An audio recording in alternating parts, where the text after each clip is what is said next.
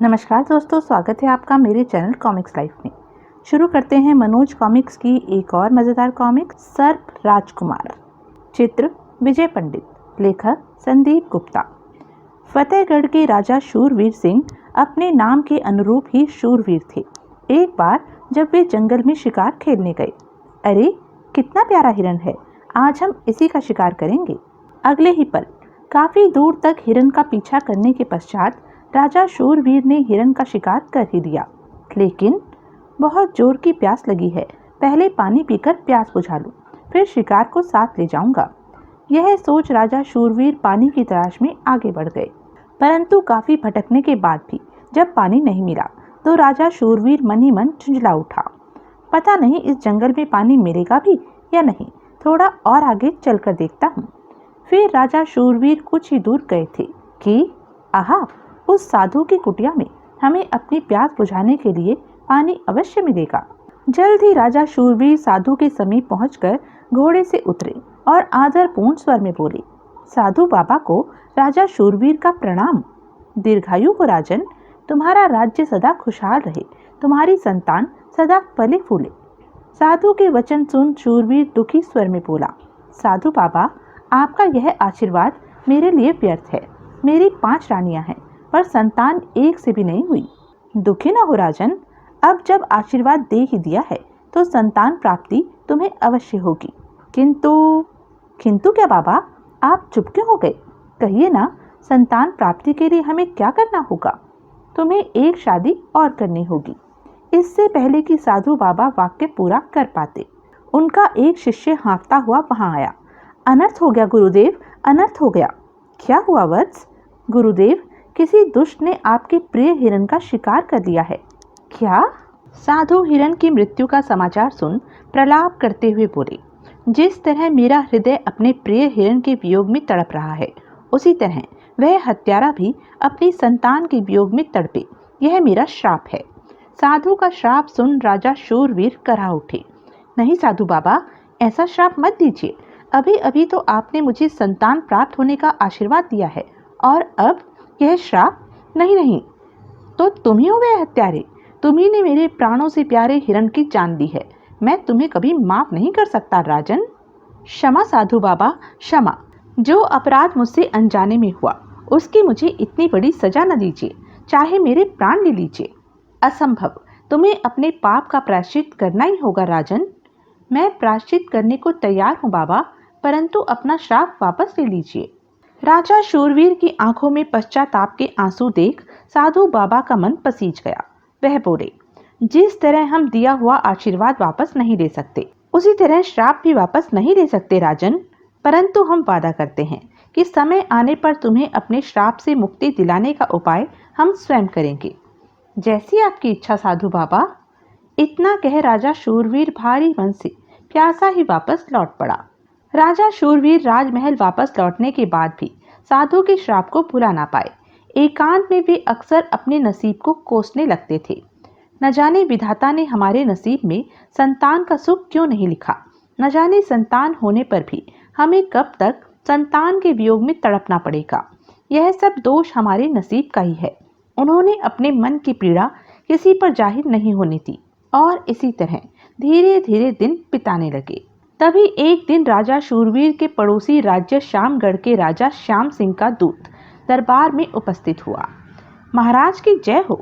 यह दूत श्यामगढ़ नरेश की पुत्री राजकुमारी पल्लवी का आपसे विवाह का प्रस्ताव लेकर हाजिर हुआ है। अगर राजा श्याम सिंह ने यह प्रस्ताव भेजा है तो हमें यह प्रस्ताव मंजूर है। इसके बाद शुभ मुहूर्त में राजा शूरवीर व राजकुमारी पल्लवी का विवाह हो गया। राजा शूरवीर की राजकुमारी पल्लवी से विवाह कर लेने के कारण 5 रानियों में ईर्ष्या जाग उठी। यह राजा को क्या सूझी? हमारी तो किस्मत ही फूट गई। अगर हमारे ही संतान हो जाती तो राजा और विवाह क्यों करते?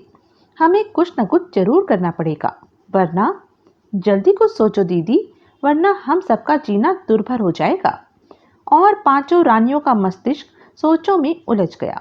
उधर राजा शूरवीर अपनी नई रानी पल्लवी के साथ बहुत खुश थे। एक दिन, स्वामी, आपसे एक बात कहनी है। कहो, क्या बात है प्रियांगनी? रानी पल्लवी ने लजाते हुए बताया। आप पिता बनने वाले हैं महाराज? क्या सच?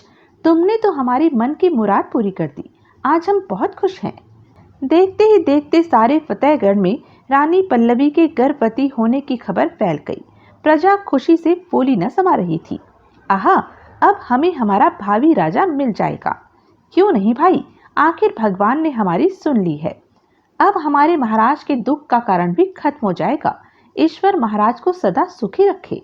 उधर राजमहल में पांचों रानियों की नींद उड़ गई थी। अब तो हमारी रही सही इज्जत भी खाक में मिल जाएगी। पल्लवी के संतान होने के बाद हमें कोई नहीं पूछेगा। कुछ करो, नहीं तो बाजी हमारे हाथ से निकल जाएगी।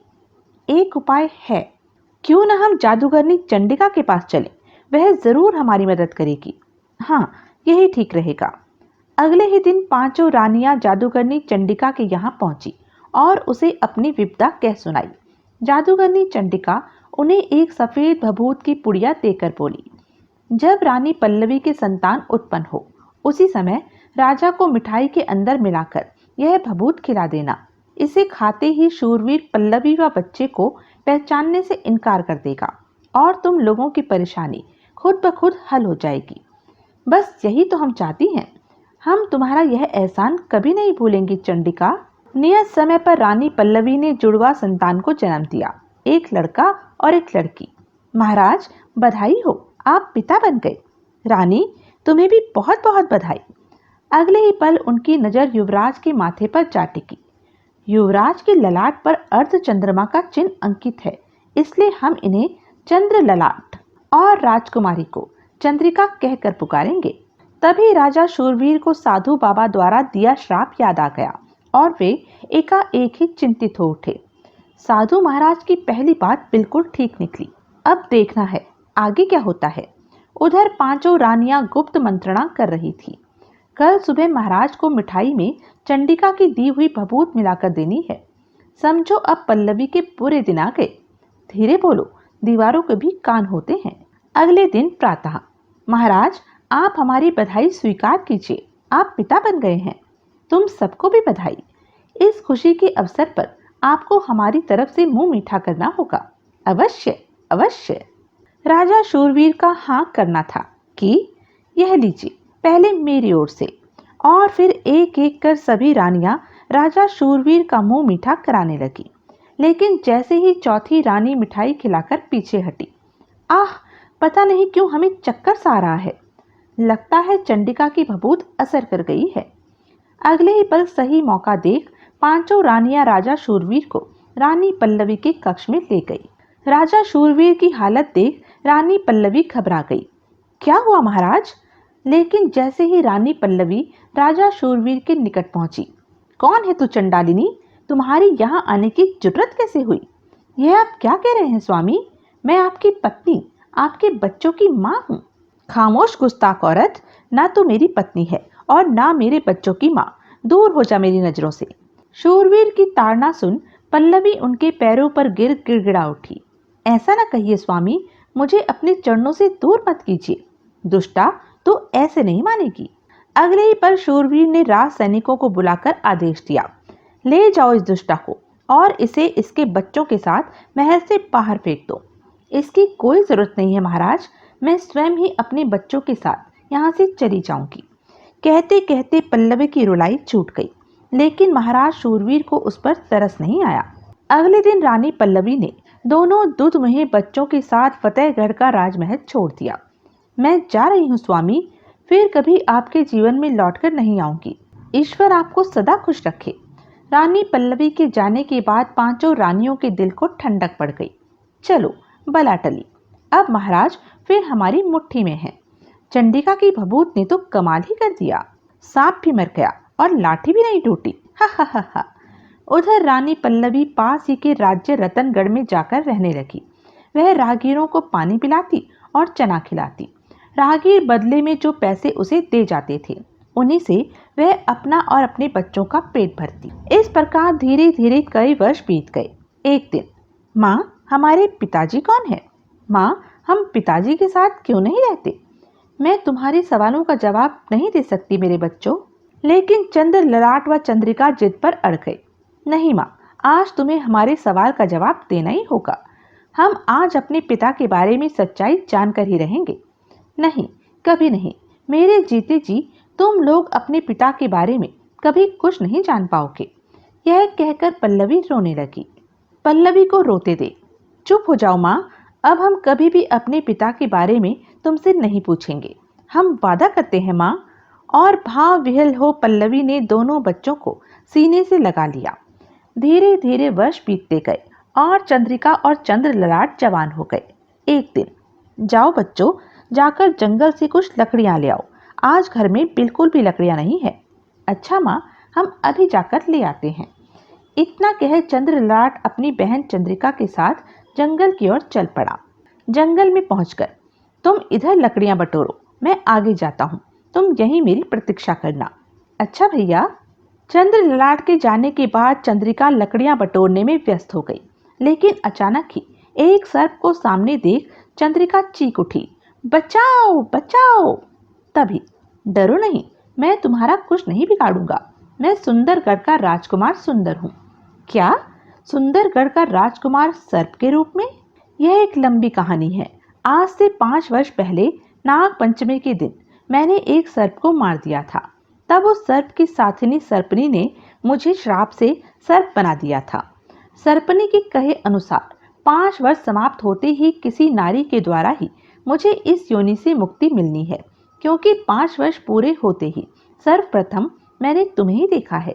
इसलिए तुम ही मुझे इस योनि से मुक्ति दिला सकती हो। लेकिन मैं तुम्हें सर्प योनि से कैसे मुक्ति दिला सकती हूँ, यह मैं नहीं जानता। कहने के साथ ही सर्प चंद्रिका के शरीर से लिपट गया। फिर बोला, जब तक मुझे सर्प योनि से छुटकारा नहीं मिलेगा, मैं भी तुम्हें अपने बंधन से मुक्त नहीं करूंगा। आह, छोड़ दो मुझे, छोड़ दो। चंद्रिका ने कराहते हुए अपने आप को सर्प की गिरफ्त से मुक्त करने का प्रयास किया, किंतु सफल न हो सकी। उधर चंद्र ललाट लकड़ियां इकट्ठी करता हुआ जंगल में काफी दूर निकल गया। तभी उसी घने जंगल में एक कुटिया नजर आई। इतने घने जंगल में यहाँ कौन रहता है, जरा चलकर तो देखूं। जिज्ञासावश चंद्र ललाट लकड़ियों का गट्ठर वहीं रख कुटिया की ओर बढ़ गया। वह कुटिया उसी साधु की थी जिसने राजा शूरवीर को श्राप दिया था। चंद्र ललाट की कुटिया में प्रविष्ट होते ही साधु मुस्कुराकर बोला, आओ राजा शूरवीर के पुत्र, आओ। क्या? यह आप क्या कह रहे हैं? मैं और राजा शूरवीर का पुत्र? मैं तो आपको जानता तक नहीं। फिर? लेकिन हम तुम्हें जानते हैं। बस तुम्हारे ललाट पर बना अर्ध चंद्रमा का चिन्ह देखते ही हम तुम्हें पहचान गए हैं। आज से 20 वर्ष पहले मेरे ही आशीर्वाद से तुम्हारा व तुम्हारी बहन का जन्म हुआ था। अगर राजा शूरवीर मेरे पिता हैं, तो मेरी माँ हम भाई बहन के साथ दुख के दिन क्यों बिता रही है? माँ ने हमसे यह राज आज तक छुपाए क्यों रखा? यह एक दुख भरी कहानी है बेटा, पर क्योंकि इसका संबंध तुम्हारे जीवन से है, इसलिए तुम्हें बताता हूँ। तब साधु बाबा चंद्र ललाट को आरंभ से पूरी बात बताते हुए बोले, मेरे श्राप की वजह से ही तुम लोग अपने पिता से दूर हो गए हो, पर अब राजा शूरवीर का श्राप से मुक्त होने का समय आ गया है। तुम उन्हें मुक्ति दिला सकते हो। बाबा, मैं अपने पिता को श्राप से मुक्ति दिलाने के लिए जान भी देने को तैयार हूँ। आप उपाय बताइए। तो मेरी बात ध्यान से सुनो। यहाँ से 50 कोस दूर उत्तर में चक्रपाणी नदी बहती है। उस नदी के दूसरी ओर एक विशाल जंगल है। उस जंगल में एक मणिधारी सर्प रहता है। उस सर्प की मणि लाकर यदि तुम अपने पिता के हाथ में रख दो, तो स्वयं ही उनकी याददाश्त लौट आएगी और तुम्हारे पिता को मेरे श्राप से मुक्ति मिल जाएगी। मैं हर हालत में वह मणि प्राप्त करके रहूंगा, पर अभी तो मुझे वापस जाना होगा। मेरी बहन चंद्रिका मेरी प्रतीक्षा कर रही होगी। चंद्रिका? कहते हुए साधु बाबा एकाएक ही गंभीर हो उठे। अगले ही पल उन्होंने ध्यान मग्न होकर अपनी आंखें बंद कर दी। कुछ समय पश्चात उन्होंने पुनः आंखें खोली और गंभीर स्वर में बोले, यह तो बड़ा गजब हो गया। तुम्हारी बहन को तो एक श्रापग्रस्त सर्प ने अपनी गिरफ्त में जकड़ लिया है। क्या? चंद्रिका को सर्प जकड़े हुए है? अब मैं क्या करूं बाबा? घबराओ नहीं, श्राप मुक्त होते ही वह सर्प चंद्रिका को अपनी गिरफ्त से मुक्त कर अपने असली रूप में आ जाएगा। लेकिन वह श्राप मुक्त कैसे होगा? इसका एक ही उपाय है। सर्पपुरी की राजकुमारी सर्पिका के पास एक जादुई छड़ी है। उस जादुई छड़ी को 7 बार इस सर्प के ऊपर घुमाने से वह श्राप मुक्त हो जाएगा और चंद्रिका को उससे छुटकारा भी मिल पाएगा। आप मुझे सर्पपुरी का रास्ता बता दीजिए, मैं अभी वहां जाऊंगा। अलकनंदा पहाड़ी के नीचे सर्पपुरी है। एक छोटी सी गुफा में सर्पपुरी का रास्ता है। फिर साधु बाबा चंद्र ललाट की ओर एक अंगूठी बढ़ाते हुए बोले, यह जादुई अंगूठी है। जब सर्पपुरी में प्रवेश करो तो इसे उंगली में पहन लेना। इस अंगूठी को पहनने के बाद तुम सर्पों को दिखाई नहीं दोगे और आसानी से सर्पपुरी में दाखिल हो जाओगे। बाबा, आपका यह उपकार मैं कभी भी नहीं भूलूंगा। साधु बाबा से जादुई अंगूठी लेकर चंद्र ललाट चंद्रिका के पास पहुंचा। चंद्रिका, मेरी बहन, तू फिक्र मत कर, मैं शीघ्र ही तुझे इस मुसीबत से छुटकारा दिलाऊंगा। नहीं भैया, जब तक इसे सर्प योनि से मुक्ति नहीं मिलेगी यह मुझे नहीं छोड़ेगा।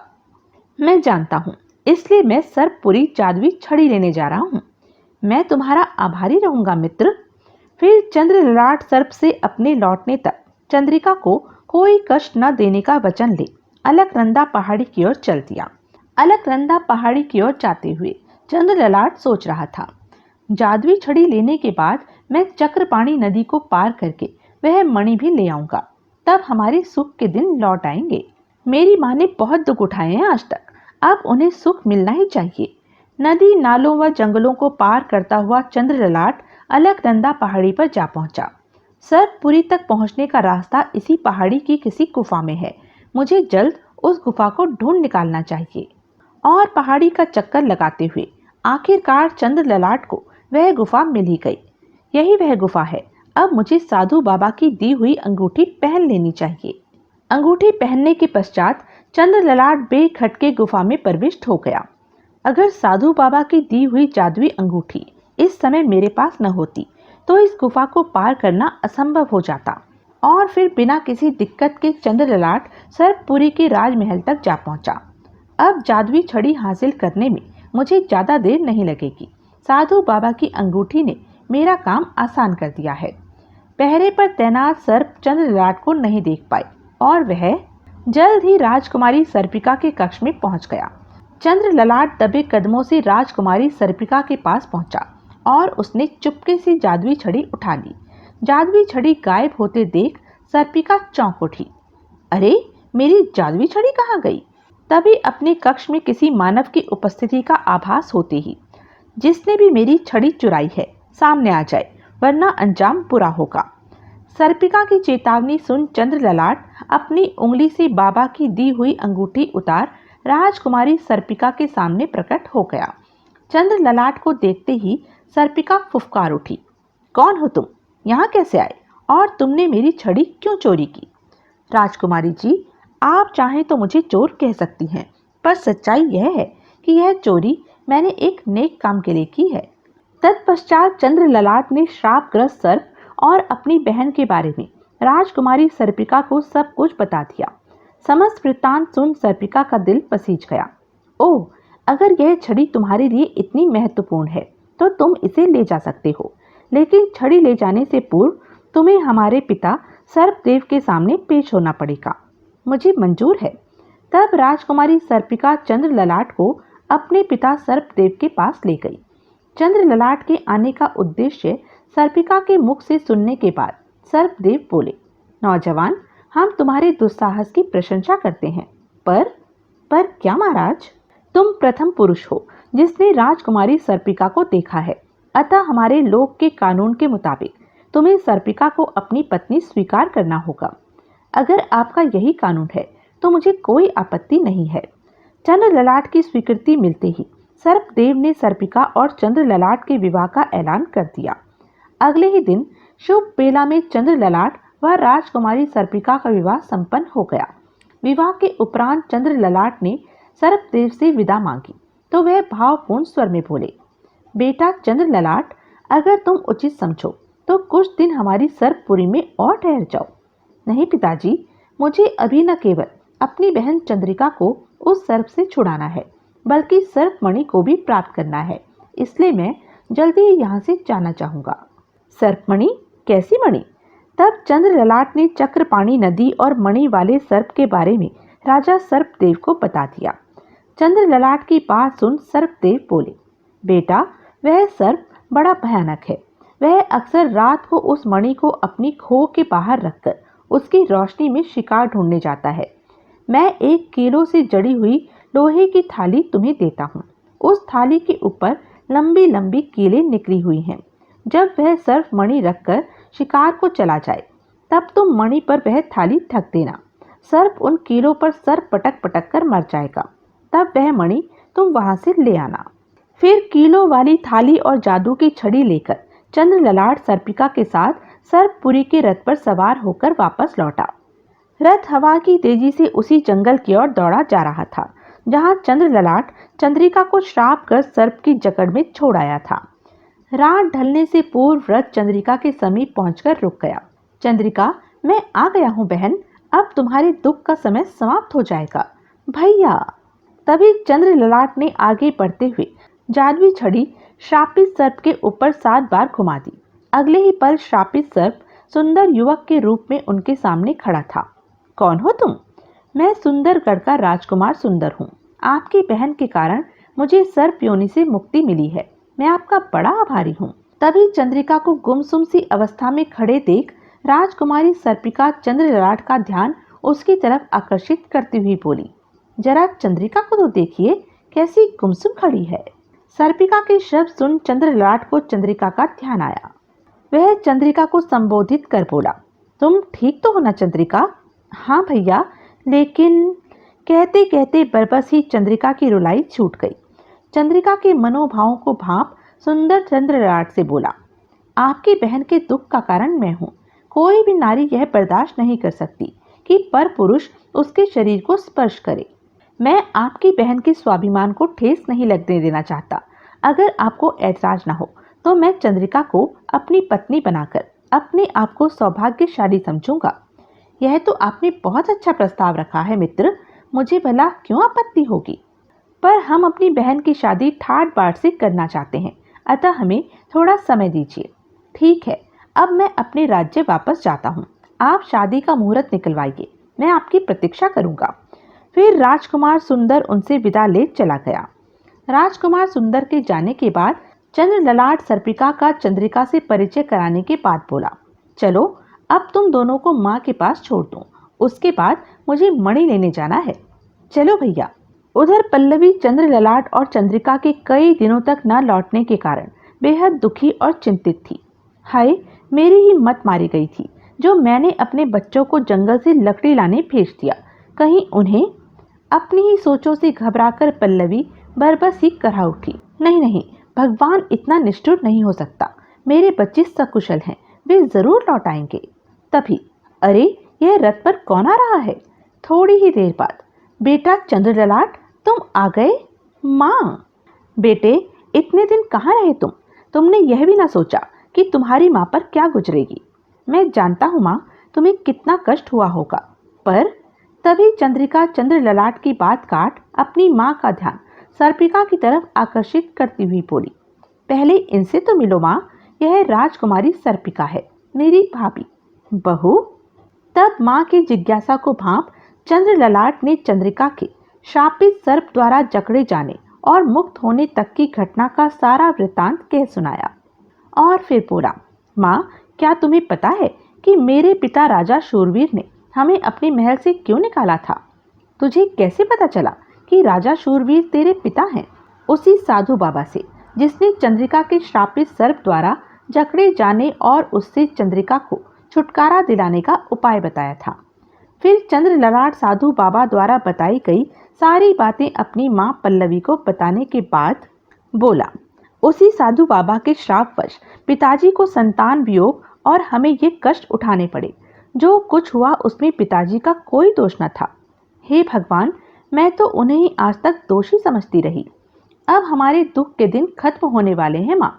चक्रपाणी नदी के पार से मुझे एक मणि लेकर आनी है। मणि के स्पर्श से पिताजी श्राप मुक्त हो जाएंगे और वे हमें पहचान लेंगे। और फिर मुझे आशीर्वाद दो माँ, ताकि मैं मणि लेकर सकुशल वापस लौट आऊं। मेरा आशीर्वाद तेरे साथ है बेटे। माँ पल्लवी से विदा ले जैसे ही चंद्र ललाट जाने को उद्यत हुआ, सर्पिका जादुई शक्ति से एक माला हासिल कर आगे बढ़ती हुई बोली, स्वामी, यह माला अपने साथ ले जाइए। इसके पहनने के बाद आप अब चाहे हवा में उड़कर अपना सफर तय कर सकेंगे।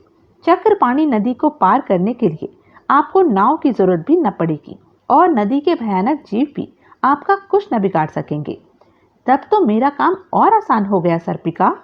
माला लेने के बाद चंद्र ललाट ने लोहे की कीलों वाली थाली भी एक कपड़े में बांध ली और रथ पर सवार हो चक्रपाणी नदी की ओर चल पड़ा। और चक्रपाणी नदी के तट पर पहुंचने पर, यह तो बहुत विशाल नदी है, पर जब सर्पिका की दी हुई माला मेरे पास है तो भय किस बात का, माला को पहन लेता हूँ। यह सोच चंद्र ललाट ने सर्पिका की दी हुई माला गले में पहन ली। माला पहनते ही आहा, ऐसा सुखद रोमांच मैं पहली बार महसूस कर रहा हूँ। फिर जैसे ही वह नदी के ऊपर से गुजरा, अगर सर्पिका माला न देती तो इस भयानक नदी को पार करना बड़ा ही मुश्किल काम था। नदी पार करके वह भयानक जंगल में एक ऊंचे वृक्ष पर जा बैठा। सांप के इंतजार में मुझे रात होने की प्रतीक्षा करनी पड़ेगी। रात को ही सांप मणि छोड़कर उसकी रोशनी में शिकार के लिए जाता है और रात होने पर लगता है सर्प अपने बिल से निकल रहा है। अगले ही पल फिर कुछ ही क्षण बाद सर्प शिकार के लिए चल दिया। सर्प की नजरों से ओझल होते ही चंद्र ललाट मणि की ओर उड़ चला। मणि के समीप जमीन पर उतरते ही चंद्र ललाट ने लोहे की थाली मणि पर रख दी। अगले ही पल जंगल में गहरा अंधेरा फैल गया। अब सर्प शीघ्र ही वापस आएगा, अतः मुझे शीघ्र ही यहाँ से हट जाना चाहिए। जंगल में अंधेरा होते ही सर्प व्याकुल हो दौड़ता हुआ मणि के पास आया और थाली पर सिर पटकते पटकते सर्प ने दम तोड़ दिया। सर्प के मरते ही चंद्र ललाट ने मणि को अपने कब्जे में ले लिया। अब मुझे इस मणि को लेकर जल्दी ही पिताजी के पास पहुंचना चाहिए। मणि को लेकर चंद्र ललाट पहले अपने घर पहुंचा। ले माँ, मैं मणि ले आया। सीता जी को तो 14 वर्ष का ही वनवास मिला था, पर तुझे, खैर अब तेरे सुख के दिन आ गए हैं माँ। मेरे बच्चे, तूने फिर से हम सबके जीवन में खुशियां भर दी, तो जुग जुग जिए मेरे लाल। चंद्रिका व सर्पिका भी मणि देखकर खुश हो गई। मेरा राजा भैया बड़ा ही वीर है। स्वामी, अब शीघ्रता कीजिए और मणि लेकर पिताजी के पास जाइए। बस मैं अभी राजमहल जाता हूँ। चंद्र ललाट मणि को लेकर राजमहल की ओर चल दिया। अगले दिन सुबह राज दरबार में, महाराज, एक युवक आपसे मिलना चाहता है। ठीक है, उसे पेश किया जाए। इजाजत मिलने पर थोड़ी ही देर बाद, महाराज की जय हो। युवक, तुम कौन हो और हमसे क्यों मिलना चाहते थे? महाराज, मेरे पास एक अनमोल मणि है, वह मणि मैं आपको सौंपना चाहता हूँ। हा हा हा हा, अनमोल मणि तुम्हारे पास? राज दरबार ठाकर से गूंज उठा। लेकिन तभी न जाने क्या सोच राजा शूरवीर बोले, ठीक है, तुम अपनी इच्छा पूरी कर सकते हो, परंतु याद रखो, अगर तुम्हारी बात गलत सिद्ध हुई तो तुम्हें कठोर दंड दिया जाएगा। मुझे मंजूर है महाराज। फिर चंद्र ललाट ने आगे बढ़कर मणि राजा शूरवीर के हाथ में दे दी। मणि हाथ में लेते ही, ओह, हमें यह क्या हो रहा है? कुछ ही देर बाद, अरे, यह चंद्रमा का निशान माथे पर। पहचानिए पिताजी, पहचानिए, मैं ही आपका बेटा चंद्र ललाट हूँ। चंद्र ललाट के इतना कहते ही राजा शूरवीर के दिमाग को झटका लगा और चंद्र ललाट, मेरे बेटे। अगले ही पल, हाँ, मुझे सब याद आ गया, बेटा चंद्र ललाट। लेकिन तुम इतने समय तक कहाँ रहे? लगता है हम एक लंबी नींद से जाग कर उठे हैं। यह सब किस्मत का चक्कर है पिताजी, तभी तो हमारी माँ और हमें आपसे इतने वर्ष दूर रहना पड़ा। कसूर हमारा है बेटे, अब हम क्या मुंह लेकर तुम्हारी माँ के सामने जाएंगे? तभी, नहीं महाराज, कसूर हमारा है, हमें दंड दीजिए। हम ही ने ईर्ष्यावश आपको मिठाई में भभूत मिलाकर खिलाई थी, और यही वजह है कि आप रानी पल्लवी तथा अपने बच्चों को नहीं पहचान पाए थे। तो यह षड्यंत्र तुम पांचों का रचा हुआ था, हम तुम्हें कभी माफ नहीं करेंगे। तभी चंद्र ललाट बोल उठा, इन्हें माफ कर दीजिए पिताजी। सुना तुम लोगों ने, जिसके जीवन में तुम लोगों ने जहर भर दिया, वही तुम लोगों को माफ करने को कह रहा है। माएँ कैसी भी हो महाराज, किंतु वे जानबूझकर अपनी संतान का अहित नहीं करती। जो कुछ भी हुआ साधु बाबा के श्रापवश हुआ, इसमें इनका कोई दोष नहीं है। चंद्र ललाट के शब्द सुन पांचों रानियों की आंखों से पश्चाताप के आंसू बह निकले। तुम महान हो बेटे, हम रानी पल्लवी से माफ़ी मांगेंगी। रानी पल्लवी जब तक महल में नहीं आएंगी, हमारी आत्माएं हमें कभी माफ़ नहीं करेंगी। माँ आप लोगों को देख बहुत खुश होंगी माताओं। और जब चंद्र ललाट पांचों रानियों के साथ महाराज के रथ पर बैठा वहां से जाने लगा। हम भी चलेंगे बेटे, हम जानते हैं हमारे माफ़ी मांगे बिना तुम्हारी माँ राजमहल में कभी कदम नहीं रखेगी। चलिए पिताजी, यह तो और भी खुशी की बात है। तत्पश्चात राजा और पांचों रानियां चंद्र ललाट के साथ रथ पर सवार हो चल पड़े। रानी पल्लवी ने चंद्र ललाट के साथ राजा शूरवीर और पांचों रानियों को अपनी कुटिया में देखा तो स्तंभित सी खड़ी देखती रह गई। पल्लवी, हमें माफ कर दो, हम तुम्हारी गुनहगार हैं। कसूर तो हमारा है प्रिय, हम तो इस काबिल भी नहीं कि तुमसे माफ़ी भी मांग सकें। नहीं महाराज, आपका कोई दोष नहीं था, मुझे चंद्र ललाट ने सब बता दिया है। तो तुमने हमें माफ़ कर दिया प्रिय, हम कितने खुश नसीब हैं। और फिर राजा शूरवीर अपने पुत्र, पुत्रवधू, पुत्री और पत्नियों के साथ राजमहल लौट गए। कुछ दिनों बाद उन्होंने सुंदरगढ़ के महाराज के पास अपनी पुत्री का उनके पुत्र सुंदर से विवाह का प्रस्ताव भेजा। प्रस्ताव तुरंत मान लिया गया और फिर शुभ मुहूर्त पर चंद्रिका और राजकुमार सुंदर विवाह सूत्र में बंध गए। बेटी के विवाह के बाद एक दिन, बेटे चंद्र ललाट, अब हम बूढ़े हो चुके हैं। हमारी इच्छा है कि राजपाट का कार्यभार अब तुम भी संभालो। जो आज्ञा पिताजी। राजगद्दी संभालने के बाद चंद्र ललाट ने वर्षों तक अपने राज्य पर राज किया और अपनी पत्नी सर्पिका के साथ सुखपूर्वक जीवन बिताया। तो यह थी मनोज कॉमिक्स की एक मज़ेदार कॉमिक्स। ऐसी ही मज़ेदार कॉमिक्स के लिए बने रहें मेरे साथ। और हाँ, मेरे चैनल को लाइक, शेयर और सब्सक्राइब करना ना भूलें। धन्यवाद।